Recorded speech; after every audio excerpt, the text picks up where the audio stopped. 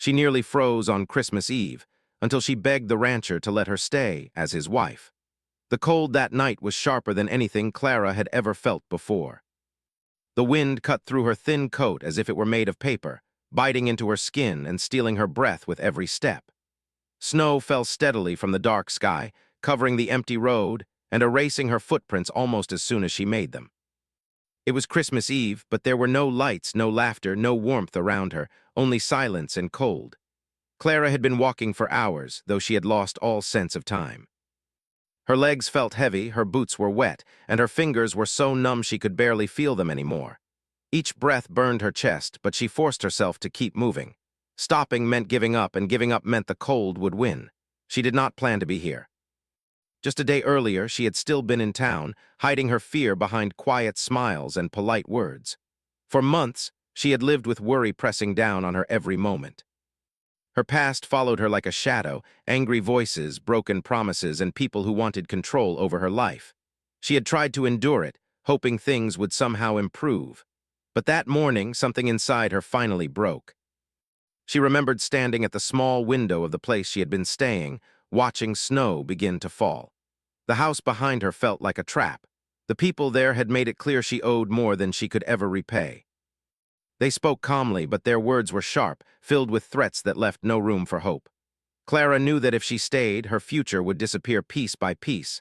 So she left with nothing but a small bag and the clothes she was wearing. No plan, no money. Only the strong need to survive. Now on this empty road, that choice felt both brave and foolish. Her body shook violently as the wind grew stronger. She pulled her coat tighter, but it did little to help. Snow had soaked through her sleeves, and her hair clung to her face in icy strands. Her thoughts began to slow, drifting between memories and half-formed dreams. She thought of Christmas from years ago when she was younger and life felt safer. She remembered warm rooms, simple meals, and the sound of someone humming while decorating a small tree. Those memories felt like they belonged to someone else now. Her foot caught on something hidden beneath the snow, and she stumbled, barely catching herself before falling.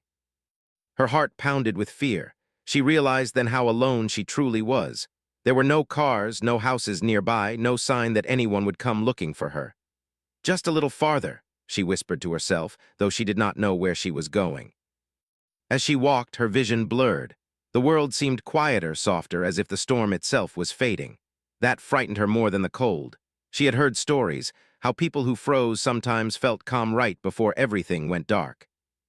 Ahead through the falling snow, she noticed a long wooden fence. Beyond it stood a large shape barely visible in the storm. A building. Hope sparked weakly in her chest. She pushed herself forward, each step slower than the last. When she reached the fence, her strength failed. Her hands gripped the rough wood, but her knees gave way, and she sank into the snow beside it. The cold rushed up to meet her, wrapping her legs like chains. She tried to stand again, but could not. Her body no longer listened to her. Tears froze on her cheeks as fear finally broke through her numbness. "Please," she whispered into the night, though she did not know who she was begging. Inside the ranch house, Thomas sat alone at his kitchen table. The house was quiet, just as it had been for many years. A small lamp cast a warm glow across the wooden surface, lighting up a simple meal he had barely touched. Outside, the wind howled, rattling the windows and reminding him how far he was from town. He had never cared much for holidays since his wife passed away. Christmas, especially, only reminded him of what he had lost. Still, he kept the house in order out of habit. The fire burned steadily in the fireplace, and the kettle rested on the stove, though he had little desire for tea. Thomas was a man of routine. He woke before sunrise, worked his land, cared for his animals, and returned to the quiet house each night. He spoke little, trusted slowly, and preferred the company of open fields to people. Life had taught him that attachments could disappear without warning. He was about to stand and clear the table when something caught his eye. A movement outside the window, small, unsteady, almost easy to miss. At first, he thought it was an animal struggling against the wind. But then he saw a shape fall near the fence. His body stiffened. Living this far out, he had learned to pay attention to anything unusual. He grabbed his coat and stepped closer to the window, wiping away the frost to see more clearly. His heart sank when he realized the shape was a person. Without thinking further, he pulled on his boots, grabbed a lantern, and stepped outside into the storm. The cold hit him instantly, but he pushed forward, following the fence line until he saw her. A woman lay curled in the snow, her face pale, her body trembling weakly. She looked fragile, as if the wind itself might carry her away. "Hey," Thomas called out, his voice raised over the storm. "Can you hear me?" Her eyes fluttered open slightly. She tried to speak, but only a weak sound came out. Thomas knelt beside her, setting the lantern down. He touched her shoulder and felt how cold she was, even through her coat. Fear gripped him, not for himself, but for her. "You're freezing," he said firmly. "You can't stay out here." He carefully lifted her, surprised by how light she felt. She did not resist, only clung weakly to his coat as he carried her toward the house. Each step felt heavy, as if time itself were working against them. Inside, the warmth hit them both. Thomas laid her near the fire, wrapping her in thick blankets. He moved quickly, his calm breaking into urgency. He poured warm water, placed it near her lips, and watched as she slowly took small sips. Color began to return to her face, though she still shook uncontrollably. "Easy," he said gently. "You're safe for now."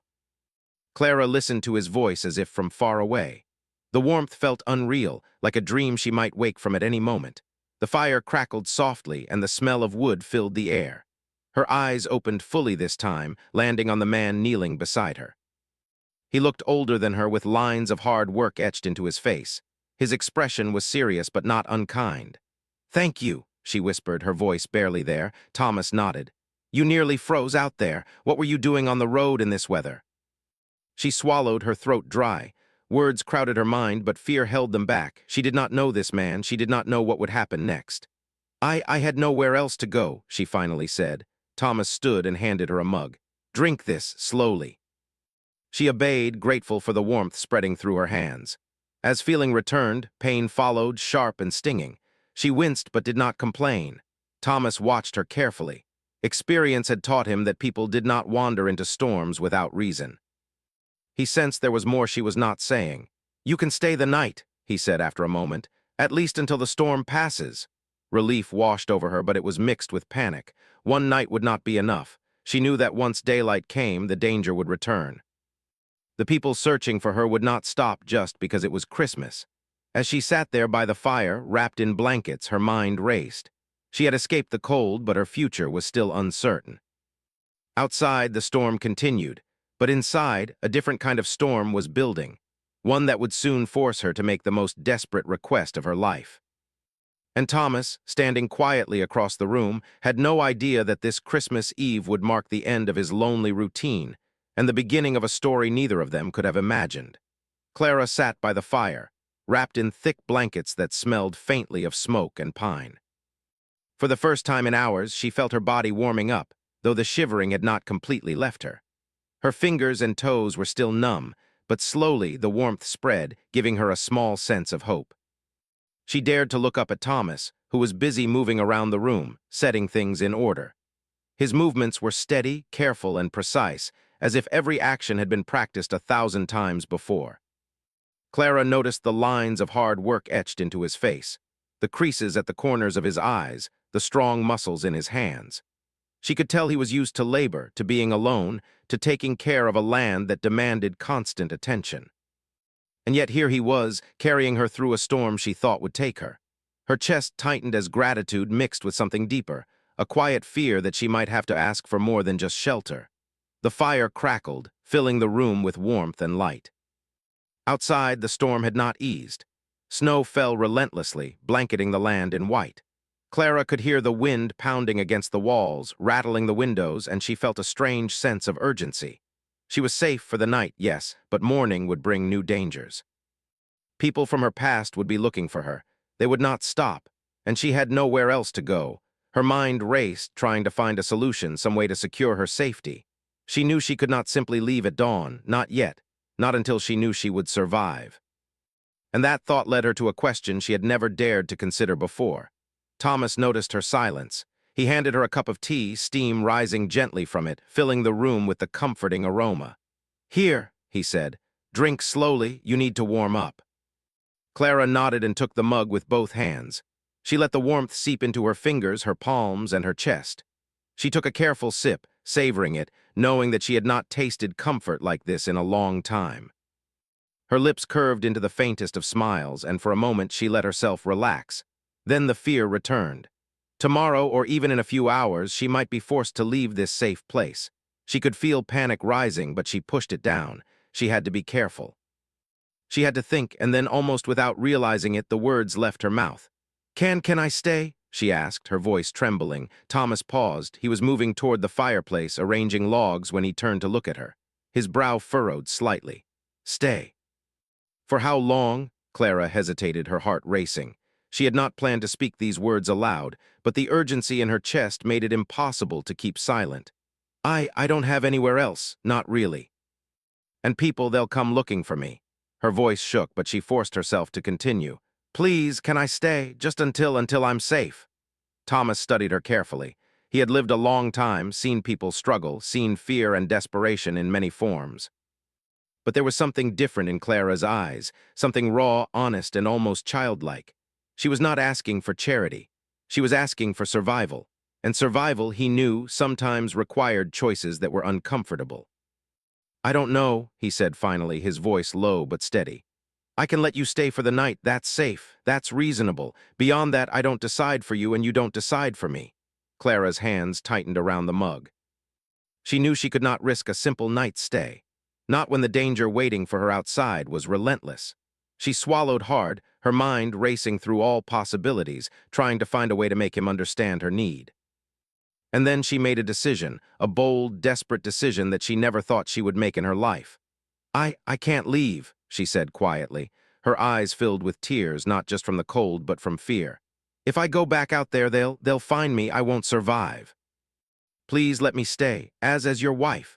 Thomas froze. The words hung in the air like the snowflakes still falling outside. His eyes widened slightly and his hand paused mid-motion. For a moment, neither of them spoke. The fire crackled, the wind howled, and the storm outside seemed to echo the tension inside the room. Wife, he repeated slowly, as if testing whether he had heard her correctly. You want to be my wife. Clara nodded, her body trembling, not from the cold anymore, but from the vulnerability of what she had just admitted. Yes, she whispered. I know it's strange, I know it's sudden, but I don't have anywhere else to go, and I can't survive out there. Not tonight, not ever. Thomas took a deep breath, trying to process her words. He had spent years alone, guarding his heart after losing the only person he had ever truly loved. He had learned to be careful, to trust slowly, and to avoid attachments that could bring pain. And yet here was a woman, nearly frozen to death, looking at him with a mixture of fear and hope that cut through all his caution. He studied her carefully. She was young, frightened, and vulnerable. But there was also a quiet strength in the way she had carried herself through the storm, a resilience that had kept her walking despite the cold that could have easily claimed her. He realized that her request was not born of naivety. It was born of survival and something else he could not yet name. He began, his voice unsteady. This is not how things normally happen. I don't even know your name properly. How could this work? Clara's lips trembled, but she forced herself to speak clearly.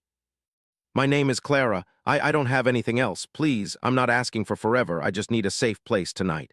If staying as your wife is the only way, then I'm asking. Please. Thomas looked at her and something shifted inside him. He thought of the fire outside, the empty fields, and the cold wind that could so easily end a life. He thought of the years he had spent alone, and how that loneliness had hardened him. And yet, looking at Clara, he saw something that reminded him of hope, a fragile, desperate hope, but hope nonetheless. I can't promise what tomorrow will bring, he said finally. But tonight you can stay. We'll figure out the rest in the morning. That's all I can promise. Clara nodded quickly, relief flooding her. Thank you, she whispered, almost unable to speak for the tears that had begun to fall. Thank you so much.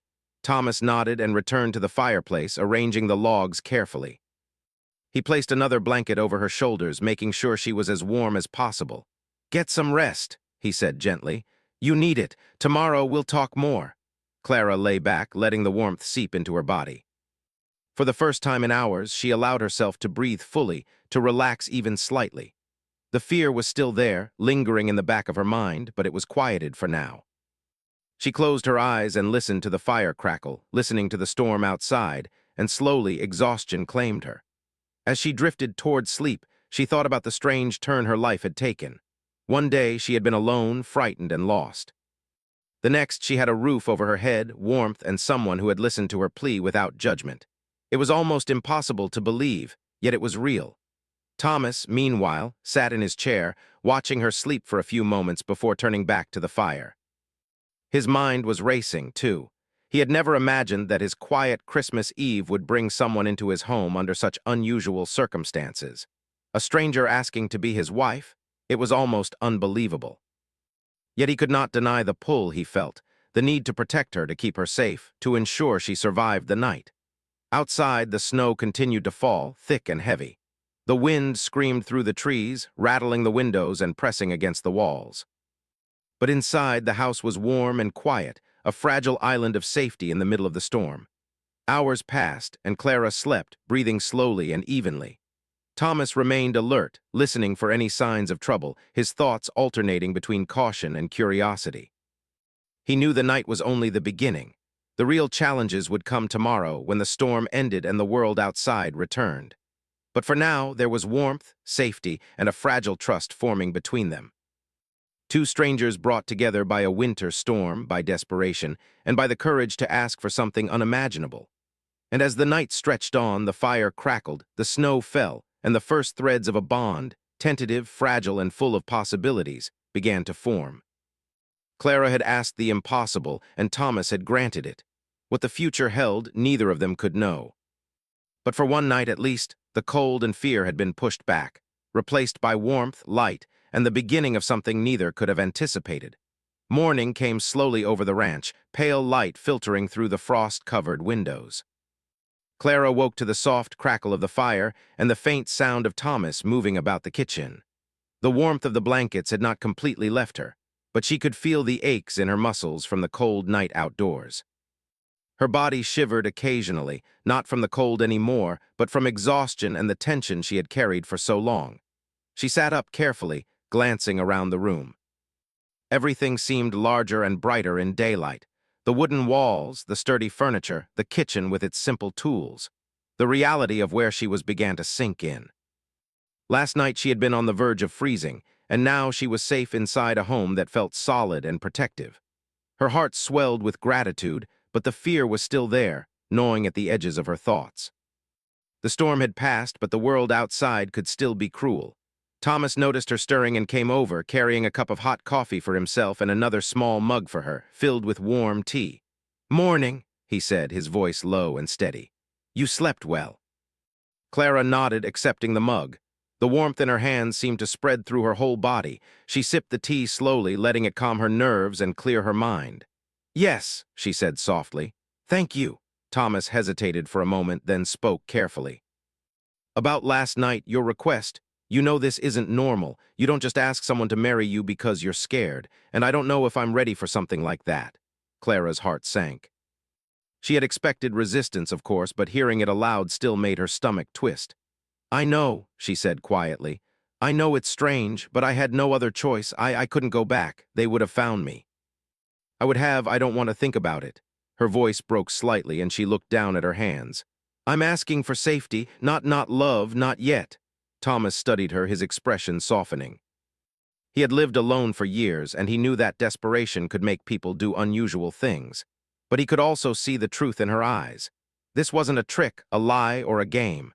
She was frightened, yes, but she was also honest. And honesty, he realized, was rare. "Very well," he said slowly. "You can stay, but you must understand something. This marriage, it doesn't mean I'm agreeing to anything permanent. It doesn't mean we're happy together yet. It's a way to keep you safe, that's all. Do you understand?" Clara nodded eagerly. "Yes. I understand. I need somewhere to survive." Thomas nodded and handed her a small breakfast, a simple meal of bread, cheese, and a little fruit he had in the kitchen. "Eat slowly," he said. "You need strength. After last night, your body has been through a lot."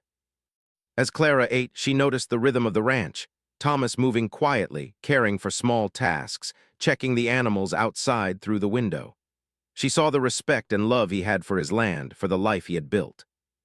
It was clear he had spent years alone, managing everything himself. And yet there was patience in him, a calm strength that she had never encountered before. She felt a quiet admiration, mixed with the fear that she was asking too much by staying. After breakfast, Thomas suggested she help with small chores. "It'll keep your mind busy," he said, "and it's good to move around after the cold night." Clara nodded. She did not mind. She wanted to be useful to show that she was not just a burden. As she helped him feed the animals, repair a small fence, and organize the barn, she felt a sense of purpose returning. The cold and fear of yesterday were slowly being replaced by the simple satisfaction of work done well. As the day went on, the unusual nature of their arrangement became clearer. Clara lived in the spare room, cooked and cleaned where she could, and helped with the daily work. Their marriage was still a formality, a protection, but it forced them into close proximity. They spoke cautiously at first, careful with their words, learning each other's habits, rhythms, and moods. Thomas learned that Clara was smart, capable, and resourceful. She asked questions about the ranch, helped plan small repairs, and even suggested ideas for feeding the animals more efficiently. He was impressed. She was not helpless. She was cautious, yes, but she had strength hidden under the fear. And Thomas respected that. Clara, in turn, learned about Thomas's past, though he shared little about himself. She noticed the way he worked with precision, the care he took with animals, the pride in his land. She began to understand why he was cautious, why he had lived alone for so long. And slowly, admiration began to mix with gratitude in her heart. But life outside the ranch was never far from her mind. She could feel it pressing in, the people looking for her, the dangers she had fled. She did not tell Thomas everything, only bits and pieces, careful not to frighten him unnecessarily. But she knew that sooner or later, they would have to face the world beyond the warmth of the house. One evening, as the sun began to set, casting a golden light across the snow-covered fields, a distant sound reached them. Clara's heart jumped. Footsteps, a carriage, or just the wind. Thomas noticed her tense expression and followed her gaze. "Don't worry," he said gently. "It's probably just the animals settling for the night, but stay inside for now." Clara nodded, though her chest still pounded with anxiety. That night, as they sat by the fire, the reality of their unusual arrangement settled over them. They were married in name only for survival, yet the closeness they shared could not be denied. Each small glance, each shared task, and each quiet conversation slowly built trust. Days turned into weeks. Clara adapted to life on the ranch. She learned how to care for the animals, how to manage chores efficiently, and how to anticipate Thomas's needs. She was careful not to overstep, but she was also determined to prove her worth. The simple life, once unfamiliar and intimidating, became familiar and even comforting. Thomas began to notice the change in himself. The loneliness that had defined his life for so long was easing, replaced by a sense of responsibility and, slowly, affection. He did not yet admit it, not even to himself, but he found himself watching Clara with interest, listening for her opinions, and appreciating the small ways she improved life on the ranch. Their bond grew quietly, almost imperceptibly at first. It was built on shared work, shared meals, and shared silence.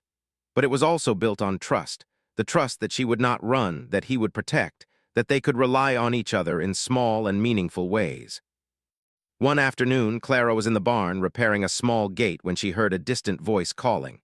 She froze, heart hammering. She knew that voice could belong to anyone, neighbors, travelers, or the very people she had fled. Panic rose, but she forced herself to think. She needed Thomas. She ran toward the house, shouting his name. Thomas came quickly, his expression hardening as he saw her distress. "What is it?" he asked, guiding her inside. They're coming," she whispered, fear evident in her eyes. "People from my past." "I think they found me." Thomas did not hesitate. He moved calmly, methodically, checking doors and windows, securing the house. He had no idea who was coming, but he knew one thing: he would protect her. The footsteps outside grew louder, but Thomas remained composed. Clara clung to him, not just out of fear, but out of a strange sense of safety. She realized that this man, this rancher she had barely known, had become her shield. Hours passed, and the danger outside never fully revealed itself. Perhaps it had been a false alarm, or perhaps the people had given up. But the experience left a mark. Clara understood that Thomas's protection was real, unwavering. And Thomas understood that Clara's fear was genuine and that she had come to trust him completely. By the end of the week, their relationship had shifted subtly. The marriage was still formal, still a protection, but the walls between them had begun to crumble. They shared small jokes, small smiles, and even small touches. A hand brushing against another while carrying a bucket, a shared laugh over a clumsy mistake. These tiny moments, almost unnoticed, planted the seeds of something deeper. Thomas began to see Clara not just as someone to protect, but as someone he cared about.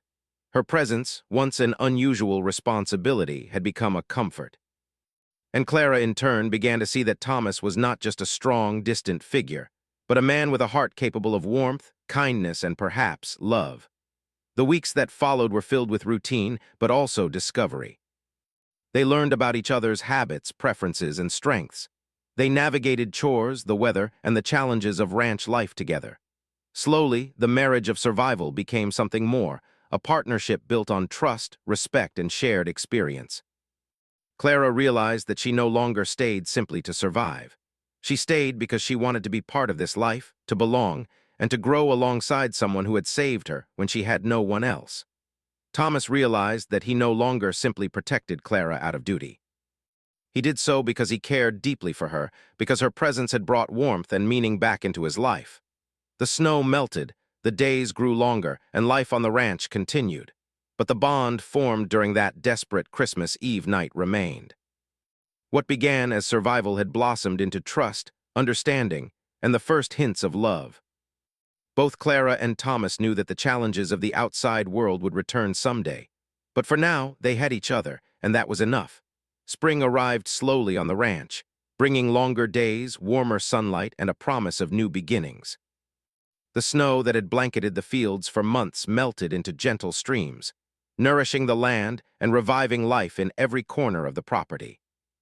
Clara and Thomas had adapted fully to the rhythm of ranch life, their unusual beginning now settling into a familiar, comfortable routine.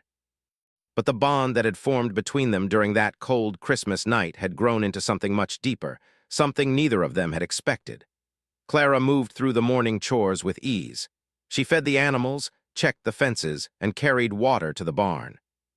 Each task felt natural now, and she performed them not just out of duty, but with a sense of pride and accomplishment. She had once been terrified of being outside alone, of facing the harshness of life and the cruelty of people who sought to harm her. But now the ranch had become her sanctuary, and Thomas, her protector, had become more than that. He was the anchor that kept her steady in a world that had once felt dangerous and unpredictable. Thomas watched her from the porch as he repaired a broken gate. He admired the way she moved, careful yet confident, her hands strong despite the hardships she had endured. There was a grace in her determination, a resilience he had rarely seen. It reminded him of his late wife in some ways, the quiet strength and sense of purpose that had once filled his home. And yet, Clara was different. She carried the weight of survival, the sharp edges of fear, and the courage to continue despite it all. Their mornings were filled with shared work and quiet conversation. They spoke about the land, the animals, and the tasks ahead, but slowly their words began to wander into more personal territory. Clara shared small stories of her past, not the painful parts but moments of memory that shaped her, lessons she had learned, and dreams she had quietly held onto. Thomas listened, offering nothing but attention and gentle responses, letting her speak freely. He found that he looked forward to these conversations, to hearing her thoughts, and to the way her eyes lit up when she spoke with passion or curiosity. One day, as they worked together in the fields, a simple accident brought them closer. Clara had been moving a bale of hay when it slipped from her hands. Thomas reacted instinctively, catching it before it could hit her. Their eyes met, and for a brief moment, the unspoken connection between them grew stronger. Neither spoke immediately. They simply stood there, acknowledging without words the trust and care that had developed between them. It was a quiet, profound understanding, a bond forged not by formal promises or words, but by shared experience and mutual protection. Evenings were the most intimate time of their day. After finishing chores, they would sit by the fire, drink tea, and share stories. Sometimes they would remain in comfortable silence, listening to the wind rustling through the trees or the gentle clatter of animals settling down for the night. Clara found herself laughing more, the weight of fear and desperation lifting as the days passed. Thomas, too, discovered that he had begun to enjoy her presence not just as a responsibility, but as companionship, as warmth that eased the loneliness he had carried for so many years. Despite the comfort of their routine, the memory of the world outside the ranch lingered. Clara often thought about the people she had fled, wondering if they had stopped searching for her or if they would return one day. She rarely spoke of it, not wanting to worry Thomas or disrupt the peace they had built together. But the threat of the past served as a reminder of why she had arrived on the ranch that night and why their bond had started the way it did. Thomas, for his part, remained vigilant. Though he no longer feared the cold or the storm outside, he knew that life could be unpredictable. He took measures to secure the ranch, checking fences, doors, and windows regularly. He also began to consider what it would mean if the world outside came knocking again. His thoughts often returned to Clara and the desperate Christmas Eve that had brought her into his life. He realized that protecting her was no longer just about survival. It was about the deep care he felt for her, a care that went beyond duty and had begun to touch his heart in ways he hadn't anticipated. One afternoon, Clara and Thomas were working near the river that ran along the edge of the property. The sun glinted off the water, and the air smelled of fresh grass and blossoming flowers. Clara paused to take a sip of water from her canteen and glanced at Thomas. "You know," she said softly, "I never thought I'd find a place like this, a place that feels safe, a home." Thomas looked at her, considering her words. "It's been a long time since I felt that way too," he admitted. Loneliness can make a man forget what it feels like to belong somewhere to someone, but I think we're both learning again. Clara smiled, a warmth in her eyes that reflected the spring sunlight. "I'm learning that too. I didn't just survive that first night because of you. I'm staying because I want to, because I feel like this is where I belong." Thomas's chest tightened slightly. He had expected survival, caution, and distance, but what he was feeling now went beyond all that. He cared for her deeply, and he realized that the life they had built together, beginning with a desperate plea on Christmas Eve, was no longer just about safety. It was about trust, companionship, and the possibility of love. As the days passed, Clara's confidence grew. She became more involved in the ranch, taking initiative with the animals and the fields. She learned how to anticipate needs, how to fix small problems before they became large ones, and how to manage her time efficiently. Thomas watched her with a mix of pride and affection. She was no longer a frightened stranger. She was a partner, capable, strong, and dependable. Their relationship, while still built on a formal marriage, deepened naturally. They shared meals, laughter, and small joys. They talked about hopes for the future, dreams that had once seemed impossible. And slowly, love began to grow, quietly, gently, like the first shoots of spring pushing through melting snow. One evening, after a long day of work, they sat together on the porch, watching the sun dip below the horizon. Clara leaned against Thomas, feeling the steady warmth of his body. "Do you ever think about how strange it all is?" she asked, her voice soft. "How we started and how far we've come?" Thomas smiled faintly, a shadow of thought crossing his face. "I do," he said. "I never imagined that a frozen stranger on Christmas Eve would become this, but I'm glad you stayed, and I'm glad I let you." Clara turned to him, eyes bright. "Me too. I never thought I'd find someone who truly cared, not just for survival, but for me." Thomas's hand found hers, and he held it gently. "I do care, more than I realized at first. You've brought life back into this place and into me." That night was just the beginning. What we have now, it's real. The seasons changed, bringing the gentle warmth of spring and the promise of summer. Clara and Thomas faced challenges together, repairs on the ranch, illnesses among the animals, unpredictable weather, but they faced them side by side. Each challenge strengthened their bond, teaching them trust, patience, and resilience. Clara began to feel at home in a way she never had before. She no longer thought of the world outside with fear, but with perspective. The ranch, once a refuge, had become her life. And Thomas, who had lived so long alone, realized that love could grow unexpectedly, even from the most desperate beginnings. One quiet evening, as they finished chores and prepared for the night, Thomas spoke softly. "You know," he said, "I think that first night, that desperate plea was a kind of miracle, not just for you, but for both of us. We found each other when we needed it most." Clara nodded, her eyes reflecting the firelight. "I think so too. I never imagined that a cold, lonely Christmas Eve could lead to this. To warmth, safety, and love." Thomas smiled, pulling her close. "It's more than survival now. We're building something together, something real." And it was true. What began as a desperate request to survive had blossomed into trust, companionship, and love. Clara and Thomas had found in each other not just safety, but a partnership, a home, and a shared life filled with hope. The ranch had become more than land and animals. It had become the place where two broken hearts had found healing, where a night of fear had led to a lifetime of warmth. Years later, as Snow returned to the ranch one Christmas Eve, they would sit together by the fire, remembering the night that had changed everything. The storm outside, the cold, the fear, it all felt distant now. What remained was love, trust, and the knowledge that sometimes miracles come in the form of unexpected encounters, desperate pleas, and the courage to open one's heart when the world seems darkest. Clara and Thomas had begun their story in fear, but they had ended it in warmth, love, and a bond that neither time nor hardship could break. The ranch, the animals, the land, and the life they had built together stood as a testament to survival, hope, and the power of two people finding each other when they needed it most.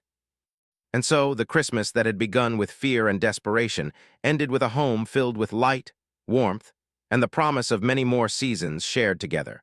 Proof that love can grow even from the coldest of nights.